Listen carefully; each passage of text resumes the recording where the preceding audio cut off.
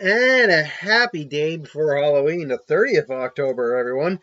Ironically and sadly, tomorrow's Halloween's not going to be anything Halloween based unless you count Spider-Man. Spoiler alert, Spider-Man's going to be a part of the next one. Spider-Man, because he's a spider, and I guess those are spooky and Halloween based. But there we go, Halloween kind of one. This one comes to us from Joseph Johns, Dylan H., and M. Myers, who has the question, who will fight? Pennywise the Dancing Clown or Pinhead, time to play. Um, Again, how many times have I done Pennywise on this channel? Actually, you know what? I can check how many times I've done Pennywise on this channel, because, like, seriously, the amount of times I've done, like, Alucard and Pennywise is, oh, God. It does starts to wear on you, man. You start to see things, feel things. Yeah, how many times have I done Pennywise? Let's find out, shall we? 1, 2, 3, 4, 5, 6, 7, 8, 9, 10, 11, 12, 13, 14, 15, 16, 17, 18, 19, 20, 21, 22, 23, 24, 25. Oh, no, I take it back. I got the 23. 24 now times. Oh man, have I done Pennywise a lot. So I can pretty much do Pennywise in my sleep at this point in terms of what I know about him. Pennywise, obviously from the Stephen King universe, is a being from the Macroverse, the universe outside of our universe. He's a very elder being too. He's like an eldritch type being. He's very old. Technically she. It's implied it's actually a she. And we don't know what Pennywise's true form is. Technically, the Deadlights are Pennywise's true form, but Pennywise does seem to have a form that is its standard form. The closest we know is it's like an orange mesh orange mess of teeth and hair. But Pennywise is its only real equal is Matura the Turtle, and it has only like one known like individual who is like even stronger than Pennywise, like that can legitimately alpha dog Pennywise. Otherwise, Pennywise is one of the strongest individuals in his respective world. He's a species of creatures known as a glimmer. It's unknown whether he's the only one. It's implied there might be more. But when he is in our world, he has to take a form and abide by the form he takes. His preferred form is Pennywise the Dancing Clown, because clowns are scary. And he prefers to eat children because he just feels that they taste better.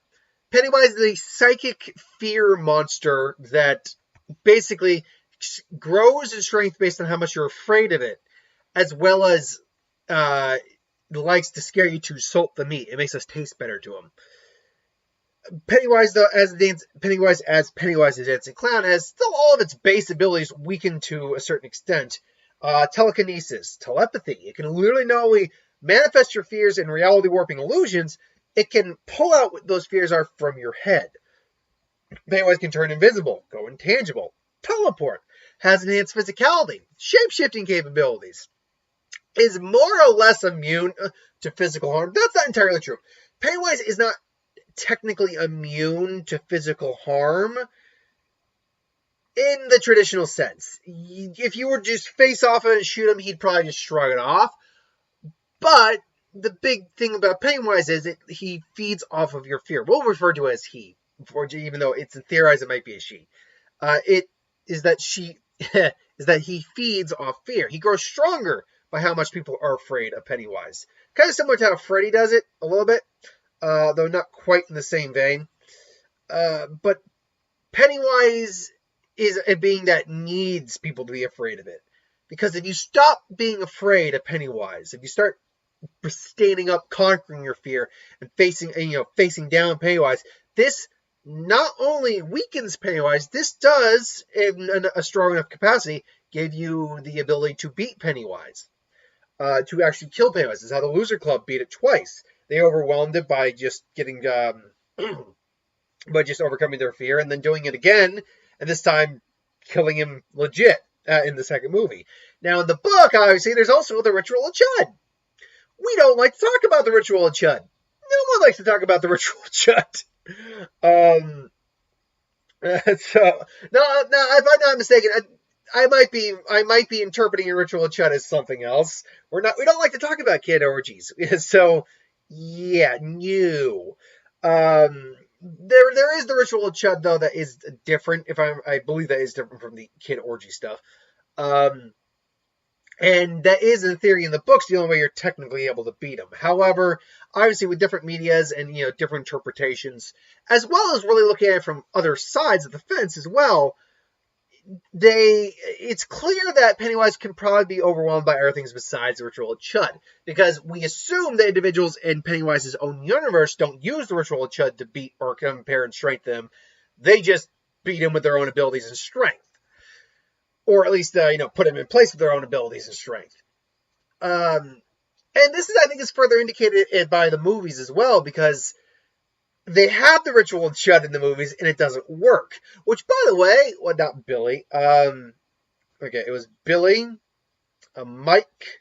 Mike. In the movie, in the most recent movie, in chapter 2, in the movie, Mike said, basically, he's like, I found this is the ritual. And he scratched out what actually happened, that they failed at this ritual. And it says, yeah, no, it's like, we could do this. Like, what did you do that for? It didn't work because they didn't believe hard enough. And I'm watching that movie, and I'm thinking, like, wait, and you know this how? Because, like, seriously, it's like, wait, this ritual failed. Your excuse for doing it again is they didn't believe hard enough, which you have no proof on whatsoever. So for all you know, you're using a technique that doesn't work against this guy. And all you're saying is, please. Mike, dude, what the F? Anyway, so, that's overall Pennywise. Now, Pinhead is a very unique type of character. I do want to get the actual character's name up here, because Pinhead is a Cenobite. Now, Pinhead is also known as the Hell Priest, is a Cenobite in Order of the Gash, and is one of the main characters of the Hellraiser miniseries, as well as basically being kind of like the leader of the Cenobites. Now, excuse me, he used to be, if I'm not mistaken, where is his early life? He used to be Captain Elliot Spencer. Elliot Spencer, born in England during the Victorian era of 1887. As a young adult, he would join the British Army and serve in the war in France. During World War I, he served as captain in the British Expeditionary Force. He was charismatic and eloquent and could feel great empathy and compassion for those around him. However, after participating in one of the battles, Flanders, he lost faith in humanity after witnessing the inhumanity enacted by one another.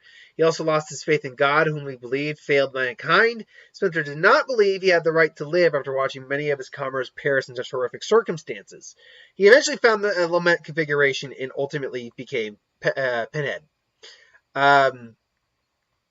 Basically, leader, Hell Priest, leader of, leader of Hell. Apparently, he, in the comics at any rate, he actually did regain his humanity. Interesting. Scar Goldberg, key unlocking the gates of heaven.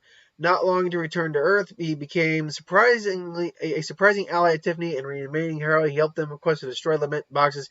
Turn they agreed to help Elliot seek the key to salvation.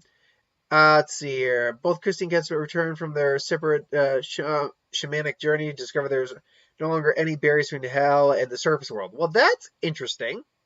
So in the comics, he actually regained his human body and his mortality, and tried to help people, but didn't go over well apparently. Pinhead as a Cenobite is basically, they never actually flat out say what Cenobites are, but we all basically know that they're demonic entities. They're demons, more or less. As such, he's technically not mortal, but as it's basically like a demonic spirit, he in theory could be killed. You'd have to use like some sort of exorcism, magic, whatever. But if you can kill a soul, you can kill him.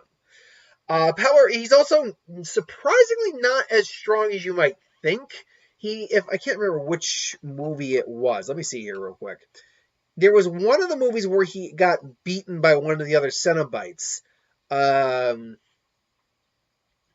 Leads his fellow Cenobites in the battle with a newly created Chandler Cenobite, but he's seemingly killed after being reverted to his human form. Hell on Earth. It's learned Spencer's reversion to his human form caused the negative attributes of the self to manifest into an independent entity, which takes the form of Pinhead. Without his human half, the new incarnation of Pinhead is unbound by the laws of the Cenobite hell as he constitutes himself on Earth after being trapped in the form carved in pillar. Anyway, basically, against normal humans, Pinhead is a lethal opponent, 100%.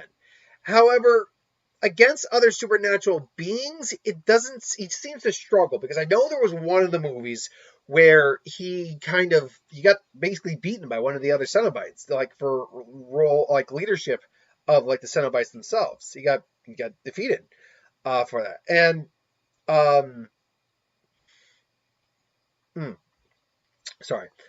And I think that's interesting when you put him against other supernatural entities. Now, normally speaking, he's got basic invulnerability. Most weapons aren't going to really do much. He can summon the chains from anywhere to basically hook into someone's flesh, rip them apart.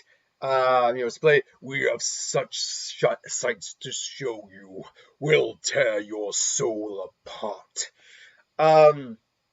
So yeah, Pinhead does seem to have some levels of like minor reality warping as well. Some basic pyrokinesis. But the problem right out the gate is Pinhead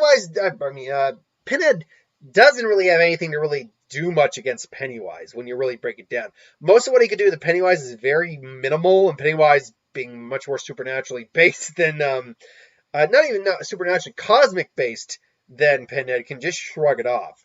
There is also the issue of the Deadlights. Not only are these said to be Pennywise's true form, but any living creature that looks upon them, either mortal creature or person, is either driven crazy or killed just by looking at these. Our minds can't comprehend it.